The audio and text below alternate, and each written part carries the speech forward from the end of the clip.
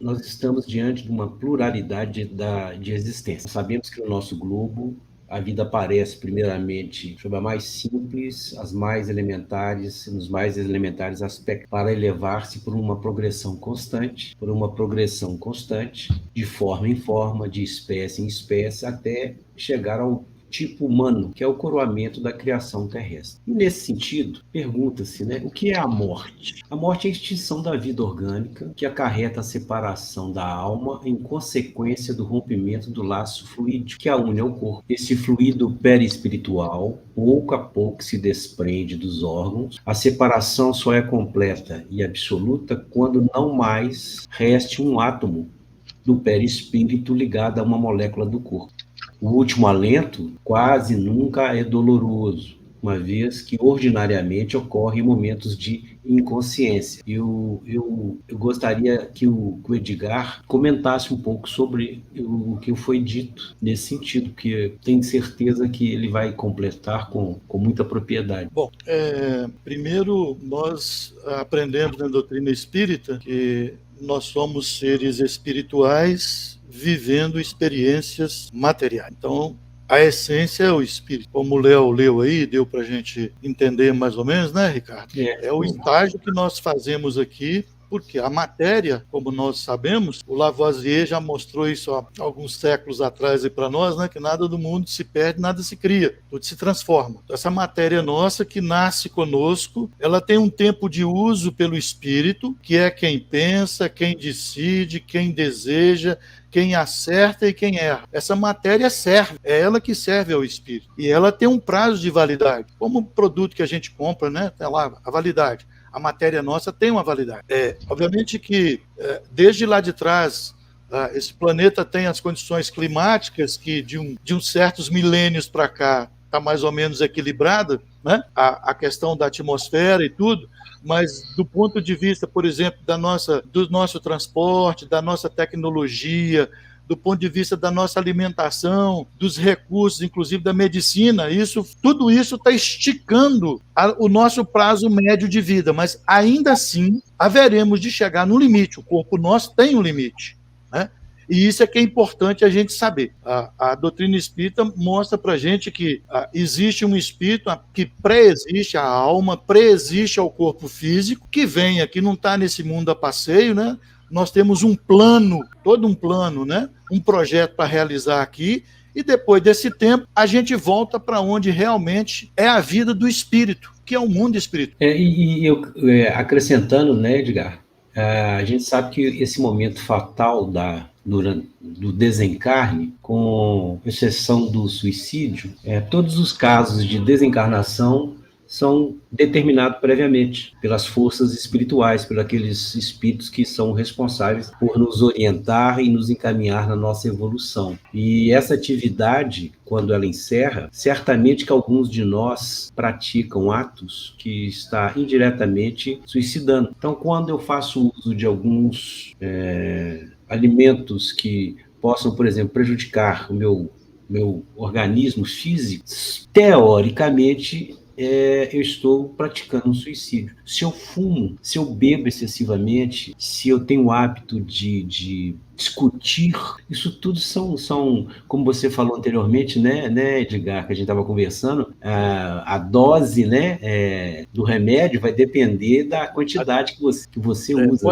Pode ser remédio ou pode ser veneno, depende da dose. Exatamente. Então, toda a nossa relação, dependendo dessa dose das nossas relações, pegando esse ponto que você falou, ela vai orientar na hora do desencarne. Isso aqui é importante, eu acho, salientar, porque nesse horário, a gente acredita-se que desencarnar pode mudar alguma coisa. Primeiramente, a gente muda de plano, né, no primeiro momento, como se nós estivéssemos transferindo de uma cidade para outra, por exemplo. Mas esse fato não vai alterar as nossas enfermidades ou as virtudes que nós temos, né? O fato de desencarnar não vai mudar. Eu vou ser o Ricardo Venâncio com as minhas características que eu tenho, boas ou não.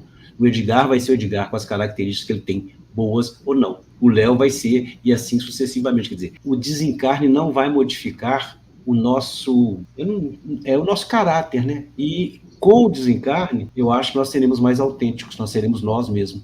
Sem máscaras, sem futilidades, não tem como esconder a nossa realidade, porque o perispírito vai refletir a nossa realidade. Tudo que nós conquistamos, tudo que nós vivenciamos, as raivas, os amores, tudo isso vai estar muito acentuado e eu diria até que mais real do que o que nós vivemos hoje. Eu vou pegar um gancho numa passagem que o Ricardo acabou de colocar, que, com exceção da morte pelo suicídio, todas as outras são esperadas. Nós temos uma pergunta aqui que é: como se dá cada tipo de desencarne? Repentinos, lentos, dolorosos? Você citou o suicídio como uma das formas, como sendo a única. Mas será que o assassinato também não seria uma segunda? Porque, caso não seja, o assassinato estaria na lei divina, né? Na verdade, o suicídio não é única, né? Não é o único tipo de morte. Ela, eu diria que é a mais grave, porque é renegar a Deus, né? Nos foi dada essa oportunidade, Ele nos criou e você comete um ato contra si, te extinguindo essa esperança, esse amor que foi criado, né? E foi domingo, eu estava falando lá, inclusive, na fraternidade, com relação a exatamente esse ponto que você falou. Os animais, dificilmente ele mata ou ele tira a vida de um semelhante dele, que são irracionais. Ainda está na fase do instinto do espírito. Aí nós, que somos racionais, intelectuais, filósofos, nós tiramos a vida do semelhante. Por vezes, até por ínfimos valores, ou por insignificantes momentos de desrespeito por algo que nos ofendeu. E ainda temos, em alguns casos, chega-se aos requintes de crueldade. Então, o assassinato também certamente, né, Edgar? Depois eu gostaria que você nos orientasse também nesse sentido. Certamente há um planejamento espiritual. Só que eu posso alterar. Pelo meu livre-arbítrio, eu altero essas relações, essas situações de fatos que vão ocorrer. Então, eu posso ser vítima de um homicídio. Vamos supor, eu não tenho que passar em determinado lugar que sabe-se que é frequentado por irmãos que ainda estão num outro nível de violência ou numa atividade ilegal, digamos assim. Eu insisto e passo lá. Ora, se a gente for analisar sobre o aspecto do suicídio, a opção foi minha, não foi? Você, o Léo, o Edgar falaram, não vou passar naquela rua, naquela esquina ali, não, porque ele é perigosíssimo, é notório, é público. Aí o Ricardo falou, não, mas eu vou passar. Se eu vier a desencarnar pelo ato de algum daqueles irmãos, teoricamente, bem subjetivamente, eu pratiquei um ato que poderia ser considerado como suicídio, pelo meu livre-arbítrio. Agora, se eu estou num determinado local, chega uma pessoa, né, um desses irmãos, e eu estou, vamos por lá na porta da fraternidade, acabando de sair, o cara vem e me rende, ou rende a gente, e efetua um disparo que eu venha causar o meu desencarne, aí é diferente. Então, a situação é que ela que vai determinar muito nessa avaliação que a gente está fazendo. Suicídio, homicídio, quer dizer, como é que fica o espírito nessa situação? Então, a gente espera muito que nós conseguimos caminhar, atendendo a preparação que foi feita no mundo espiritual, aos projetos que foram mostrados para nós, que nós nos propusemos a seguir para uma melhoria do meu espírito. Então, eu tenho essa vontade de melhorar. Mas se por algum motivo eu começo a praticar atos que vai trazer uma consequência maléfica, principalmente para a matéria, o Edgar foi muito feliz. O corpo físico tem um prazo de validade. Ele deve ter, talvez hoje, acredito que a média, não é nem média, mas com uma previsão positiva, até 100 anos. Acho que até 100 anos a gente pode, né, Edgar, considerar que o corpo físico vai viver tranquilo, já com algumas enfermidades, pela própria degeneração dos órgãos, que é uma forma natural de desencarnar. Então, acho que isso é importante. Então, se nós temos 100 anos, e eu começo por livre e espontânea vontade, por meu livre-arbítrio, eu começo a beber excessivamente, a fumar, a comer gordura, a não praticar uma atividade física, a ficar com raiva de qualquer coisa, porque a psique também, eu acho que talvez é a que mais mata, inclusive, né? Porque ela projeta no corpo toda a sua angústia, o seu mal-estar, isso altera a produção de enzimas, a aceleração inadequada das células, e aí vem o câncer, etc. Então, eu acho que isso é muito relativo, sabe? Então, eu queria dizer aí o seguinte, que os espíritos nos ensinam duas coisas importantes. Primeiro, o seguinte, levando em conta a questão de como a gente desencarna, né? Então, assim, ou você desencarna voluntariamente, que é o caso de suicídio, que o Ricardo colocou bem, tá certo? E aí, por N meios, inclusive aquele que o sujeito, às vezes, a gente é tão covarde de não tirar a própria vida que você fala, não, tá tendo a guerra lá na Ucrânia, mas eu quero morrer, né? Aí eu falo, não, eu vou me candidatar lá, porque lá eu não uso capacete, lá eu, sei lá, boto umas balas de festim no meu fuzil e abro. Então vai ser julgada a nossa intenção. Esse é o suicídio direto. O suicídio indireto é aquele que, por droga, por excesso de comida ruim, por noite que você não dorme, ou seja, por qualquer outra ação que você possa fazer, por bebida alcoólica, por fumo, por qualquer coisa, que vai te estragar o organismo. Ou seja, que vai pegar aqueles 70 anos que estava previsto que era seu plano, seu projeto, e isso pode virar 60, 50, 40, sei lá. Então chama também de suicídio indireto, ok? Então tem essas duas coisas. Agora, na sua pergunta que você fez diretamente, que você colocou a questão de, poxa, o suicídio no caso do crime, como é que fica isso? Porque quem matou estava previsto? Isso precisa ficar muito claro para as pessoas. Os espíritos ensinam para a gente o seguinte, os eventos de natureza materiais são todos previstos na lei do determinismo. Sob o ponto de vista moral, não há determinismo. Ninguém reencarna para atirar e matar ninguém. Ah, mas o sujeito pode morrer, tomou um tiro lá, pode, até por bala perdida você toma, como você pode passar na rua, a viga cair na sua cabeça, ok? Você morreu, então, por uma coisa que não foi por sua participação. Se foi por bala, porque a viga caiu na sua cabeça, não importa, você faleceu. O outro, se atirou a bala perdida, ou se quis mesmo te matar, aí é o outro que responde isso. Então, por isso que do ponto de vista moral, não há determinismo. O determinismo é só no evento material. Ficou claro, Léo, o que você perguntou? Se eu tiver ficado prolixo, entendeu? Então, assim, não está previsto ninguém vir para matar ninguém. Não está previsto isso. Ah, mas o que morreu de tiro? Ele ia morrer naquela época, seja de uma viga caindo em cima, ou sei lá o quê, né? Aquele período ali tá. Então a gente tem que também analisar na doutrina espírita que do mesmo jeito que não tem dois desencarnes absolutamente iguais, não tem dois projetos de renascimento absolutamente iguais. Uhum. Então, cada um de nós desencarna de uma maneira, de um modo, com variada circunstância. Por quê? Porque o currículo nosso no contrato de débitos e créditos que nós temos na ficha espiritual é diferente. Não tem gêmeos. Né? Por mais que a gente participe das coisas boas juntos ou das coisas erradas juntos, cada um é movido, é levado, seja para as coisas boas ou ruins, por determinadas intenções internas, e isso é levado em consideração. Então, não há gêmeos, né? Ah, vocês fizeram isso aqui tudo igualzinho, a vida de vocês foi tudo igual. Não, não foi. Vocês nasceram fisicamente iguais. O projeto de vida de vocês é diferente e é individual. Ô Edgar, então agora eu vou ter que pegar a carona que você está colocando para a gente, vou ter que te mandar outra pergunta. Não existe um roteiro específico, que não existe, igual você colocou, não existem espíritos gêmeos. E também do lado de lá também não vai ter essa linha certinha, assim, ou vai? Bom, lá atrás eu vim do catolicismo, né? Então lá atrás era assim, é o céu, o inferno ou o purgatório, né? Lembra? É assim, eu também. Mas na doutrina espírita, Léo, respondendo sua pergunta, não é assim não, sabe?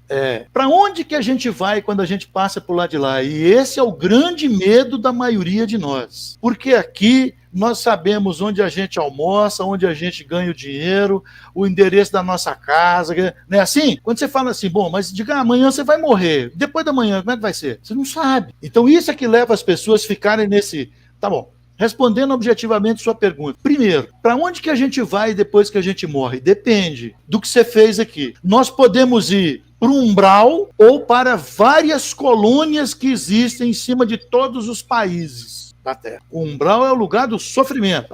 Quer chamar de inferno, pode chamar aí o que você quiser. Mas é um umbral. Ou você vai para lá, ou você vai para as colônias, que é para onde vão aqueles de nós que ainda, digamos assim, não está tão amassado, não está tão comprometido com a lei divina, sabe? Ok. E do lado de lá, quem vai nos receber? Quem nos recebe, via de regra, em condições normais de temperatura e pressão, né? Seria a nossa parentela que já foi antes da gente, ok? Mas quem vai nos receber do lado de lá depende exatamente como é que foi nosso comportamento do lado de cá. Porque eu disse, se você, por lado de lá, quando passar por lado de lá, for para o umbral, quem é que acha que o nosso venerável Glacos vai estar lá no umbral esperando a gente? Não vai, né? Lá não é o lugar do Glacos estar, né? Nem o Palminha, nem o Zé Grosso, nem a Sheila. Ué, mas quem vai receber a gente? Né? Aqueles afinizados com o umbral. Gente, a doutrina espírita é assim, ué. É essa coerência. Agora, se eu tiver feito algumas coisas boas do lado de cá, não tiver tido a vida tão torta, do lado de lá, vão estar, provavelmente, aquele que foi o avalizador da minha encarnação, o meu protetor, ou meu pai ou minha mãe, que já foi para lá, certo? Para determinada colônia, e que é para onde eu sou encaminhado, para uma determinada colônia. E são essas pessoas que nos recebem. Pode ser o Palminha que vai nos receber lá? Pode.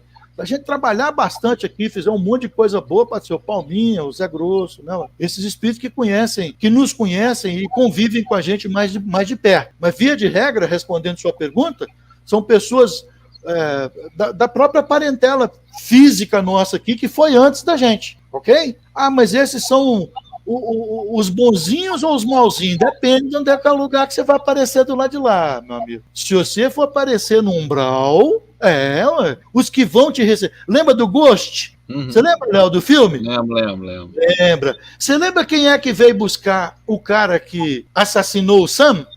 Lembro. Aquelas nuvens escuras, aqueles negócios escuros lá, lembra? Sim, pois é. Lembro. E na hora que vieram buscar o Sam lá, que era um cara correto, queria fazer as coisas dele direitinho, foi algo mais iluminado. É isso, velho. Então, assim, o filme, estou falando grosso modo, né? Sim. Mas é uma forma de mostrar isso pra gente.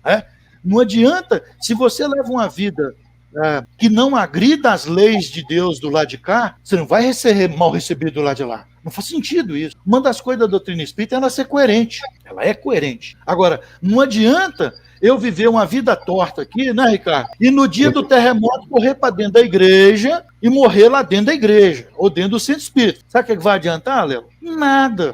Vou para o umbral do mesmo jeito. Pô, mas eu morri dentro da igreja, não é onde é que você morreu. Foi como você viveu. Não é como você morreu, é como você viveu, que vai mostrar como é que você vai ser do lado de lá.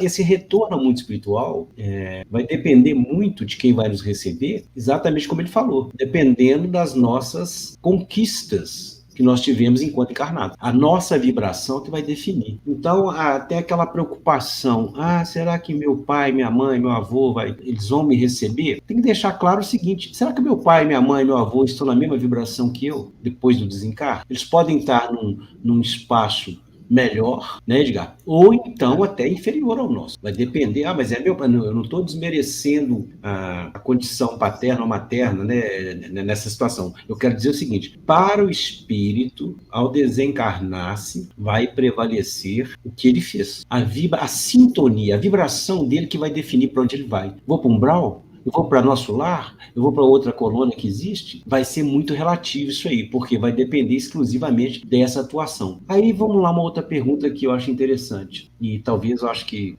quase não se ouve falar, mas... E quando o espírito desencarna? E eu até queria ouvir o Edgar, que eu tenho certeza que vai ser muito, muito bom para nós. Com relação à cremação, ele sofre? Qual a recomendação? Então, pelo que eu estava estudando, fala-se que na cremação faz mister exercer a piedade procrastinando por mais horas o ato de destruição das vísceras materiais, né, ou do corpo, pois, de certo modo, existem muitos ecos de sensibilidade entre o espírito desencarnado e o corpo onde se extinguiu o tônus vital nas primeiras horas subsequentes, né, ao desenlace, em vista dos fluidos orgânicos que ainda solicitam a alma para sensações da existência material. Por isso a recomendação do Chico, né, Edgar, que fala, espera pelo menos 72 horas, porque aí vamos lá, e como a gente sabe que cada desencarne é específico, não existe, igual o Edgar falou mais acima, não somos gêmeos, fizemos idênticos, mas será diferenciado para cada um. Então, Esses 72 horas é só uma referência. Certamente, se eu me preparei como espírita, ou não como espírita, como espírito encarnado, eu fiz a caridade, eu participei de obras, eu modifiquei os impulsos negativos que eu tinha, melhorando as minhas condições. Se eu estou desapegado da matéria, se eu consigo me desprender de títulos, de valores, de imóveis, carro, etc. E eu consigo me concentrar na vida verdadeira, eterna, que é a vida do espírito. Então, eu acredito que esse tempo ele pode variar de espírito para espírito. Então, quando o Chico falou isso, eu acredito que ele foi assim muito bem orientado, deve ser por Emmanuel ou outros espíritos, no sentido assim, olha, é muito difícil você estipular uma norma que seja igual para todos. Mas, pelo que se tem observado, pelo que se tem acompanhado, o ideal 72 horas para que haja a cremação. Porque, teoricamente, para mesmo aqueles espíritos que não são espíritas, que não têm essa visão espírita que nós temos, certamente esse período ele deve ajudar no desligamento do perispírito da matéria. E aí, dando sequência, uma outra... Eu gostaria, Ricardo, só te interrompendo um pouquinho, mas é porque esse tema hoje está cheio de perguntas aqui, e agora a nossa irmã Nikita mandou 2 perguntas para a gente, bem interessantes. Qual a colônia dos mentores da casa do Glacos, nosso lar? Ela pergunta. Ela faz uma outra pergunta também. Vou passar as 2 de uma vez, que aí que são mais ou menos relacionadas. O nosso tempo de vida pode ser alterado da programação feita antes da reencarnação, que não seja por causa de suicídio direto ou indireto? E o nosso irmão Alisson, ele faz um comentário interessante que, ao citarmos o André Luiz mais cedo, ele coloca que a mãe de André Luiz, ela intercedeu por ele, mas não foi receber. Isso porque mostra que realmente a gente tem o nosso caminho, mas não necessariamente vai encontrar com todo mundo do lado de lá. Mas vamos lá, então. Quem responde primeiro, por favor? O Edgar, que teve mais contato direto com o Glacos, eu tenho já uma resposta, mas eu prefiro que ele... No caso dele ele foi presidente da casa, ele estava lá constantemente no RCA, então ele tem melhores condições. Mas eles, pelo menos, não que eu saiba, dos 19 anos que eu participei lá na RCE, sabe? Eu não tive notícia da colônia específica a qual eles estão vinculados. Eu não tenho essa informação, não tenho, né? É óbvio que do mesmo jeito que nós aqui na Terra estamos conectados hoje, sabe, Léo? O mundo inteiro. Nós estamos falando aqui hoje, eu e Ricardo de Belo Horizonte e você dos Estados Unidos. Pertinho, né? Logo ali. Pois é, mas você veja que isso chegou agora alguns anos para cá, mas o mundo espiritual tem recursos muito maiores do que esse. Né? Então, assim, por que eu estou falando isso? Porque em 2007, quando eu era presidente da fraternidade, eu me lembro de um terceiro domingo, o Zé Grosso ter falado que haviam em torno de 9.800 espíritos vinculados à Casa de Glacos, às tarefas da Casa de Glacos. 9.800 vinculados à nossa casa. O dobro do número de tarefeiros. Não, o dobro não. Bota o triplo nisso aí que nós estamos aqui dos encarnados. Então, assim, isso é um ponto. Segundo ponto que eu estou te falando aqui é o seguinte. Então, de onde é esse contingente de espíritos? Vou dar só um pingozinho no i aqui para você perceber. Quem é o mentor nosso, Ricardo, da tarefa de visita aos lares e hospitais? Eu não sei. Não. Um tal de Clarencio de Lisboa. Tá. Ele sabe mais que eu, tá vendo? Tá vendo? Um tal de... Você sabe que é Clarencio de Lisboa, um dos ministros de nosso lar. Então, alguém vira e fala assim, pô, mas então quer dizer que ele é subordinado? Você toma conta de uma das tarefas do Glacos, ele seria subordinado ao Glacos? Não é assim que funciona. Os espíritos, com as conquistas espirituais e as amizades que eles fazem entre si, eles se ajudam, como nós nos ajudamos aqui, gente. Sem entrar no mérito de quem é o chefe e quem é o subordinado. Num dos terceiros domingos, desde quando eu era presidente, eu me lembro disso, do próprio Glacos falando para nós de que espíritos, a nossa responsabilidade na tarefa era grande na casa, porque espíritos de outras esferas mais altas espirituais tinha um compromisso e tatuava na nossa casa. Percebeu, Léo, que eu estou te respondendo a pergunta que o irmão fez aí na casa? Sim, eu não sei a colônia, mas olha bem como eles trabalham, sabe? Então, assim, são amigos, um precisa do outro, o outro tem equipe. Você vê, o Clarence é um dos ministros de nosso lar. Ele é o mentor de uma tarefa da casa nossa. Sabe-se lá se ele não convidou Glacos para outro lugar. E esses outros tantos que o Glacos fala que nos ajuda aqui. Tá? Sobre a outra questão que fez, sobre se o tempo de vida pode ser encurtado ou alongado, é isso, né? Isso, exatamente. Pode. O tempo de vida alongado é no sentido, às vezes, da moratória. Né? Então, o sujeito já estava com a validade dele vencida, os espíritos entendem que, por N motivos que não cabe a nós especular, isso é decisão dos espíritos, eles entendam por bem te dar mais 1 ano, 2 anos, 3 anos, X anos depois. Isso existe. Como pode ser antecipado? Você diz assim, mas programadamente, Edgar, programaticamente, sim. Quando? Aí essa questão é mais séria. É quando nós, que não podemos retroagir, porque o nosso plano é para nós progredirmos. O máximo que pode acontecer é nós andarmos de lado, não cumprir nada do plano. Mas regredir não, retroagir não. Existe esse risco. Quando muitos de nós estando encarnados, por exemplo, que nunca, por exemplo, suicidamos, o cara começa a ter ideia de suicídio, entende? Então, assim, ou de fazer alguma coisa que vai comprometê-lo demais, ou seja, pelo excesso de droga, ou pelo excesso de álcool. O que é que a espiritualidade faz? Por caridade, por misericórdia, desencarna o sujeito antes do tempo. Em benefício dele, em meu benefício. Eles só fazem isso em meu benefício. Ficou clara aí a resposta? Eu penso que... Deixa eu acrescentar, ajudando, pegando uma deixa do Edgar. Para os espíritos superiores, independe, primeiro, do nome, né, que se dá, que se usa, porque a obra que é importante. Então, o Glacos, por exemplo, ele pode ser pode ter um outro nome fazendo a tarefa. O próprio Clarence, também pode dar esse nome de Clarence, mas pode ter um nome de, por exemplo, de Zé Grosso, ou Paulo, né, Edgar? Quer dizer, a identidade do espírito, ela só tem importância quando você começa a analisar as tarefas, pessoal, mas essa forma de agir, de falar, de nos orientar, é característica do espírito X, que é a identidade dele. Com relação à colônia, é porque quando ela pergunta se o Glacos, se o grupo da nossa fraternidade vai para nosso lar, ela foi uma colônia que foi informada há quantos anos atrás? Eu tive uma psicografia do espírito falando da existência de uma colônia chamada Estrela do Oriente, sobre Belo Horizonte. Mas qual a importância disso? Eu vou para qual colônia? Não importa. Até porque quando houver o desencarne, foi como nós dissemos lá atrás, vai depender muito da sua sintonia, da sua vibração, quem você é. Então, independe. Eu vou para a colônia. Não, às vezes você vai ficar orbitando na Terra aqui entre nós, o que a grande maioria, a grande massa de espíritos faz. Por isso que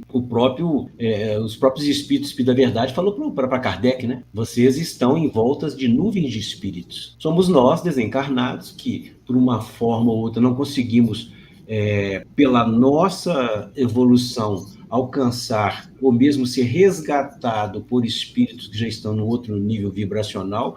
No caso do exemplo do livro do André Luiz, por que a mãe dele não foi até lá? Tem que se levar em consideração que para o espírito chegar ao nosso nível, ele tem que baixar muito a vibração dele. Então, pelo menos o que eu tenho aprendido e observado, espírito superior não perde tempo. Ele não investe eu não vou falar um termo mais pesado, não. Ele não investe se ele percebe que não vai render o que está se esperando. Não quer dizer que ele vai te abandonar, ou que ele vai deixar você de lado, sofrer. Não, mas ele não vai ficar, ele não vai perder tempo. Não adianta eu trabalhar com esse médium, ou com esse irmão aqui, nós estamos tentando recuperá-lo. Chegou num ponto que ele, olha, eu tenho que respeitar o livre-arbítrio. Se referido irmão não está fazendo a sua parte, eu já coloquei o espírito X para se aproximar, para intuir, eu já coloquei a tarefa X para ele poder ver se ele vai. O Edgar falou uma coisa muito séria também. Às vezes, os espíritos que são responsáveis pela nossa encarnação, né, de orientação e próprio planejamento espiritual, ele desencarna alguns de nós antecipadamente lá do tempo. Por quê?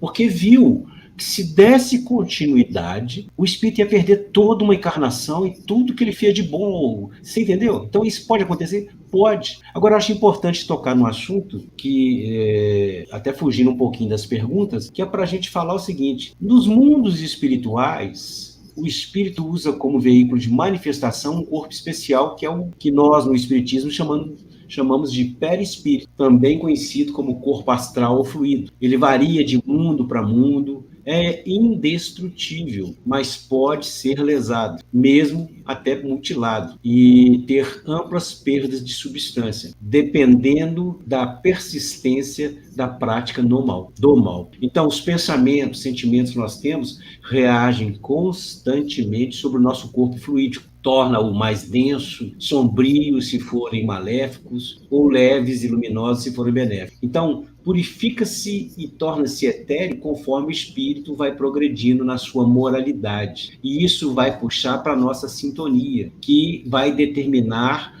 a nossa identidade ou harmonia vibratória. Isso que vai prevalecer após o desencarne. Então, essa sintonia que nós temos que ter conhecimento, que ela é resultado dos nossos pensamentos, dos nossos sentimentos, das nossas ações. Portanto, esse padrão vibratório é uma maneira de definir o padrão da moral do espírito. E é o que vai acontecer com ele após o desencarne. Tudo relacionado ao livre-arbítrio. Nós escolhemos a nossa própria realidade. Ninguém vai escolher para mim. Ninguém vai falar, Ricardo Venâncio vai fazer isso, Edgar vai fazer isso. Não. Nós escolhemos e trilhamos aquilo que nós escolhemos. Certamente, porque enquanto estávamos no mundo espiritual, antes de reencarnar, foi nos mostrado um projeto de reencarnação. Olha, o Edgar vai ter que retornar vai reencarnar, vai conhecer a fulana de tal, assim. Olha, Edgar, vai chegar um determinado momento, você vai ser chamado para assumir uma posição de uma responsabilidade ímpar. Você vai ter que estar à frente de um trabalho lá que a sua postura vai ser muito importante para todos que vão participar. Aí o Edgar fala assim, tô cansado, não tô afim disso não. Aí na hora que ele voltar para o mundo espiritual, eu vou para nosso lar, eu vou para... Não, mas você não fez o que você tinha que fazer. Você assumiu um compromisso. Eu falo às vezes brincando, Edgar, que na hora que eu chegar lá de lá, na hora que eles só pode deixar, eu sei que eu tenho que voltar. Eu já sei, não precisa falar não, que eu já sei que eu tenho que voltar já. Não precisa nem dar lição não, que eu já sei como é. Mas então, por quê? Esse nosso livre-arbítrio que ele vai ser definido na hora fatal, na hora do desencarne. Então, a separação do corpo, ela pode ser cruel para o espírito que não acredita em nada. Então, o ateu, ele não acredita em nada, para ele vai ser muito dolorosa essa separação. É uma luta entre a matéria que está se esvaindo, né, com a alma. A alma é o espírito encarnado. Quer dizer, fica essa disputa, né, para se reter o espírito no corpo. E agora, se eu fui um tarefeiro, se eu fui um ser que busquei melhorar, que eu acho que isso é ser espírito, a cada dia que eu acordo, eu procuro melhorar. E certamente não vou melhorar em tudo.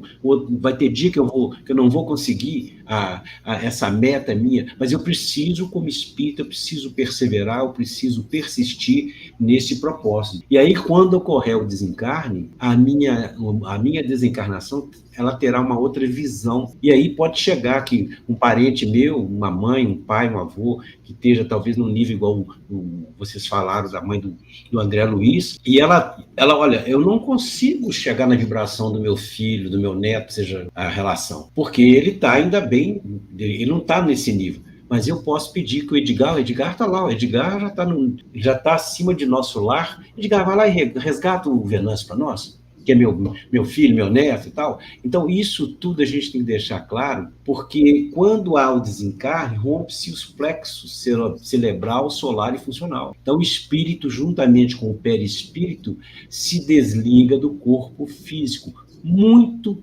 gradualmente, porque a parte principal está no cérebro, que está no perispírito. Então, ele não dá...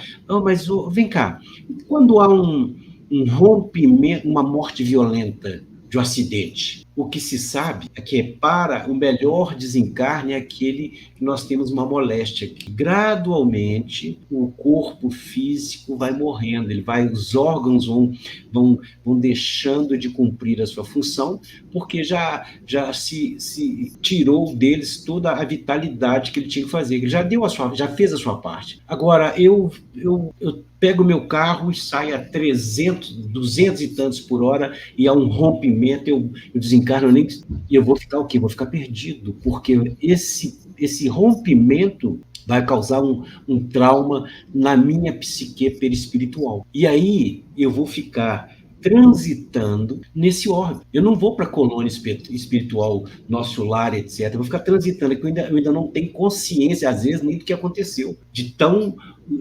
inesperado que foi. E aí, como diz lá na pergunta, nós antecipamos um prazo, né, Eduardo? Nós diminuímos um tempo. Eu tinha que desencarnar com 80, eu desencarnei com 50, 40, 30 anos. E esse fluido vital que animou o meu corpo, que veio programado, como é que fica? Ele se esvai? Claro que não. Por isso, as obsessões, por isso o transitar de espírito, que eles continuam conviver com a gente nos locais que eles estavam acostumados, frequentar a nossa casa, e muitas vezes criam problema para os familiares em função disso. E aí, o que a família faz? A família tem que ter a consciência de que qual a melhor forma de nos ajudar? Culto do Evangelho no lar. É o que os Espíritos sempre falam para nós. Por quê? Porque o culto do Evangelho no lar, ele vai criar uma vibração positiva, protetiva. Os Espíritos vão chegar e vão recolher esses nossos irmãos, esses parentes nossos queridos que estão ao nosso lado, vão poder ter estrutura física e vibracional para resgatar não só isso, e principalmente proteger as nossas casas, proteger os nossos entes queridos. Então, tudo relacionado a nossa atitude, a nossa vibração. Então, essas mortes súbitas, que eu queria deixar bem claro, ela extermina, ela acaba com a vida orgânica, mas não em sua plenitude, porque esse fluido vital vai estar à nossa disposição ainda, né? Esse rompimento, ele pode ser, inclusive, doloroso para o espírito, temporariamente. Sabemos que nós sabemos que a morte, ela não causa, como é que fala? Teoricamente, dor, porque há um momento de desligamento, porém, que não seja nesse aspecto de morte violenta. Isso aqui eu acho que tem que ficar bem claro, sabe? Deixa eu te cortar um pouquinho, porque o nosso tempo está avançando, e eu já pedindo desculpa aos nossos amigos internautas, porque nós não teremos tempo de ler todas, né, todas as perguntas, porque realmente, né, no dia que tem estrelas como os nossos palestrantes, não dá, são perguntas demais. Mas uma coisa que eu gostaria de colocar sobre a pergunta, particularmente passando a informação, nós temos uma mania, nós, enquanto seres humanos, de avaliar o outro, e a gente sempre ouve, não julgue ninguém. Só que a gente sempre julga. E o fato da gente ainda fazer esse tipo de pergunta, do tipo, quem é, de onde vem, em qual colônia ele está numa colônia muito alta, nós não tínhamos que fazer esse tipo de pergunta. Chico Xavier mesmo nos dá um exemplo, que ele tinha uma pessoa que ele falava que era de uma evolução muito grande, e era um mendigo que era amigo dele. Enfim, a gente tem que aprender mais que o fato da pessoa estar evoluída não quer dizer que ela está necessariamente numa colônia mais alta. Ela pode estar simplesmente do nosso lado. Agora, a pergunta que chegou para a gente, Fusa Games. Quando a pessoa vai para o umbral, significa que ela não pode sair de lá mais? Não, muito pelo contrário. Vai depender da... desculpa, Edgar, pode ir. Não, de jeito nenhum. Aí nega um dos 15 princípios fundamentais da doutrina espírita, que é a evolução, né? Sai. Tanto que o André Luiz saiu por intercessão da mãe dele. Ela não foi lá buscar, né? É como se eu tivesse com um filho meu, descido no aeroporto aí de Connecticut, que onde é que você está, e tivesse perdido, e eu pedisse você para ir lá resgatar ele para mim, Léo. Não seria possível? Ou seja, eu fiz uma fiz uma intervenção através de você. Foi isso que o Ricardo explicou antes aí. Então, quem está lá no umbral, né, a espiritualidade só espera de quem está lá, muitas vezes, exatamente essa intercessão de uma pessoa de fora. Isso é muito importante, ter essa intercessão. Segundo ponto, a questão do arrependimento, não é? Porque eu vi uma frase esse dia muito interessante, fala assim, o inferno não é o lugar onde estão os maus, é o lugar onde estão os que ainda não se arrependeram. Então, muito legal. Deixa eu abusar de vocês e que eu acho que vai ser interessante. Não sou eu, são os espíritos que dizem, que nos ensinaram, mas como ocorre o desligamento do corpo, né? Então, vamos ver se eu consigo reduzir para ir mais rápido. Concentra-se primeiro no enfermo. Logo após, é feito um serviço complexo e silencioso de magnetização. Inicia-se, então, com passes longitudinais a fim de promover o desligamento das vísceras. Depois, isola-se todo o sistema nervoso simpático, neutralizando mais tarde as fibras inibidoras do cérebro. Em seguida, começa a se operar sobre o plexo solar, desatando laços que localizam forças físicas. Nota-se que certa porção de substância leitosa extravasa do umbigo, pairando em torno deste. Os passes concentrados sobre o tórax relaxam os elos que mantêm a coesão celular no centro emotivo, operando sobre determinado ponto do coração. Nova cota de substância desprende-se do corpo, mas todos os músculos trabalham fortemente contra a partida do espírito, opondo-se à libertação dessas forças motrizes. E, num esforço desesperado, isso causa uma certa angústia para o espírito, né? E concentra-se depois esse potencial de energia na fossa romboide, que se quebra depois o espírito responsável para desatar os últimos laços. Ele rompe no aspecto do cerebreiro aqui, ó, ele desliga gradualmente essa região craniana. Aí observa-se que instantaneamente começa a se produzir uma substância que acredito que seja parte do... Não, eu ia falar que era do ectoplasma, mas não é, porque espírito não tem ectoplasma. Ectoplasma só é espírito encarnado, não sei se vocês sabem disso. Então, ela se exterioriza e começa a recompor o perispírito. Ela inicia-se inicialmente pela parte do crânio, da cabeça, porque é onde estão os sistemas que nos fazem dizer quem somos nós. Essa transformação ela é maravilhosa, porque ela leva ao desencarnado a ir se desprendendo, né? Fica ainda ligado um cordão prateado, que ele é meio um pouco elástico, e o cérebro da matéria densa, ele abandona e vai para o cérebro da matéria rarefeita, do organismo liberto, que é o perispírito. Então, esse desencarne está completo? Ainda não. Para os olhos nossos, já está completo. Para a espiritualidade, ainda não. Ainda tem um trabalho para se romper esse cordão fluídico. Por isso que a orientação da cremação esperar-se um pouco tempo. Então, normalmente fica um espírito protetor, que é o que nos acompanha, a cuidar de nós, porque nós estamos em espírito, nós estamos à disposição de outros espíritos que podem vir vampirizar essa energia que está saindo e pode, inclusive, até ocorrer processos de obsessão nesse momento. Por isso que o velório é importante, né? Eu acho que, né, Edgar, salientar. Qual a postura nossa no velório? Então, é muito comum, por natureza, que você não vê um parente há muito tempo, que veio lá visitar a pessoa. Então, o velório, para nós espíritas, tem que ser aquele voltado para silêncio, prece e pedindo aos bons espíritos que ajudem aquele espírito e confortem os espíritos encarnados, os familiares, né, de forma a favorecer a compreensão que aquele é só um momento, é uma transposição muito breve realmente, e que a gente, em pouco espaço de tempo, vamos nos encontrar, não só com aqueles que já foram, que estão indo agora, como os que já foram anteriormente. Então, para nós, o que é importante?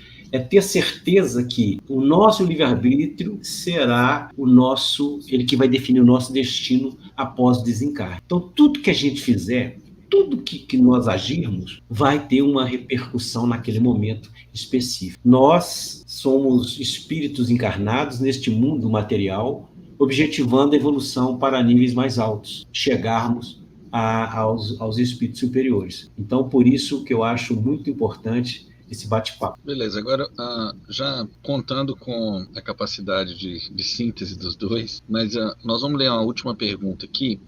E os animais, quando desencarnam, como é o retorno ao mundo espiritual? Bom, os animais, tem-se notícia que determinados grupos, eles voltam para o chamado grupo, né? O grupo que se forma aquele tipo de animal. Alguns permanecem nos nossos lares devido à afinidade. Então, os animais é uma fase do espírito que ainda não tem o discernimento eu ainda não sou eu, né? Ele ainda não tem esse número de CPF, digamos assim, a identidade específica. Então, eles entram na nossa vida para que, com as nossas ações, os nossos carinhos, o amor que a gente tem, vai passando para eles vão assimilando. O espírito, isso aqui é bacana, ele não perde nada que ele assimila. Então, se você recebe amor, está lá impregnado no seu perispírito. Se você recebe ódio, está lá impregnado no perispírito. Então, esses animais eles vão para esse grupo espiritual. Como se fosse um oceano de peixe, por exemplo, o peixe. É como se fosse um oceano, eles retornam para esse grupo. E muitas vezes eles voltam até quase que imediatamente reencarnando já num outro corpo material, um cachorrinho, um gatinho, né? Por quê? Para ele, e muitas vezes ele volta para a mesma família, Edgar. Então é isso mesmo que o Ricardo respondeu. Os espíritos nos ensinam que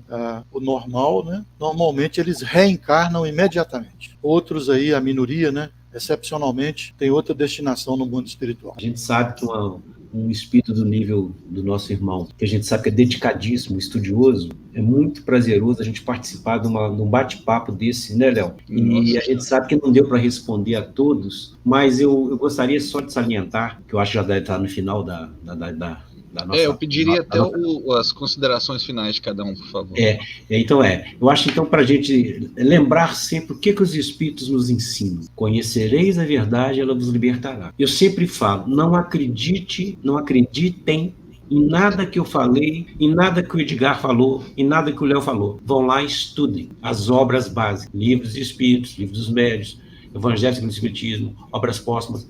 Gênesis, estudem, lá estão todas as respostas, e isso aqui é fantástico. 1857. Se a gente for avaliar hoje, vocês vão ver, eu recomendo um livro para que se leiam, Evolução em Dois Mundos. É uma obra extraordinária para se ter informações precisas, e o que é bacana, foi psicografado em 1958, o Chico em Pedro Leopoldo e o Valdo Vieira lá em Uberaba. Quando você começa a ler os livros, páginas ímpares, os outros páginas pares. Aí você fala, gente, como é que pode? Simples, meus irmãos.